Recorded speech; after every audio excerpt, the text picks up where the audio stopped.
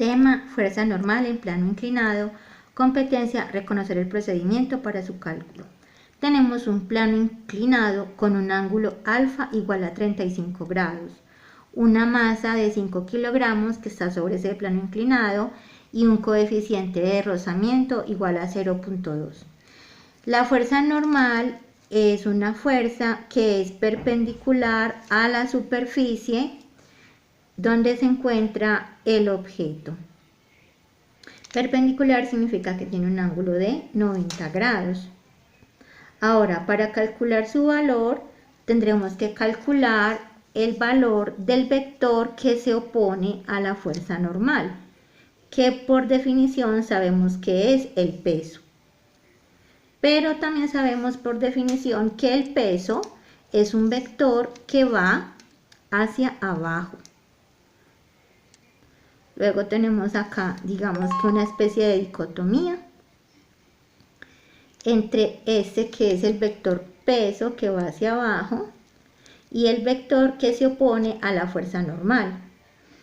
Ahora, por geometría, el ángulo que se forma acá es igual a este ángulo que tenemos acá. Ahorita la demostración no viene al caso, pero esto quiere decir que este vector peso es la hipotenusa de un triángulo rectángulo que se forma acá. Voy a voltear la hoja.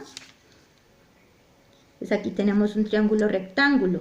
Eso quiere decir que el vector que se opone a la fuerza normal vendría a ser el cateto adyacente de este ángulo.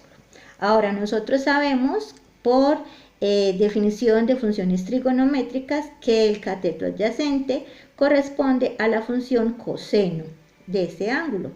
El coseno de ese ángulo es el cateto adyacente sobre la hipotenusa, de tal manera que el valor de ese cateto adyacente sería la hipotenusa multiplicada por el coseno de ese ángulo. Pero la hipotenusa de este triángulo rectángulo es el peso. De tal manera que el valor de ese cateto adyacente, que es el valor de la fuerza normal por la tercera ley de Newton, a toda acción hay una reacción de igual magnitud pero de sentido opuesto. Entonces, el valor de este vector es igual al valor de la fuerza normal, por ser el vector opuesto o fuerza opuesta.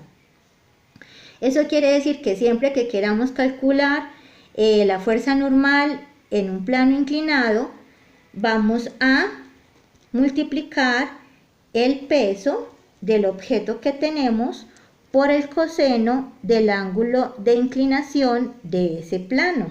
En este caso, el peso es masa 5 kilogramos multiplicado por la aceleración de la gravedad, que es 9,8 metros sobre segundos al cuadrado, por el coseno de 35. Esto nos da un resultado de 40,13 que vamos a aproximar a 40 newtons.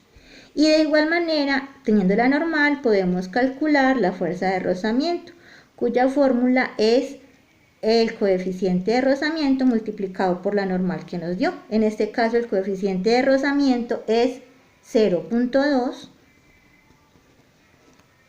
Lo vamos a multiplicar por la fuerza normal que nos dio 40 newtons. Listo, no importa si el plano inclinado está hacia el otro lado. Siempre esa fuerza normal, siempre va a ser el cateto adyacente del ángulo que se forma, independientemente si el plano está hacia la izquierda o hacia la derecha. Entonces ya saben cómo calcular la fuerza normal y también la fuerza de rozamiento. Hagan los ejercicios que están en el archivo adjunto.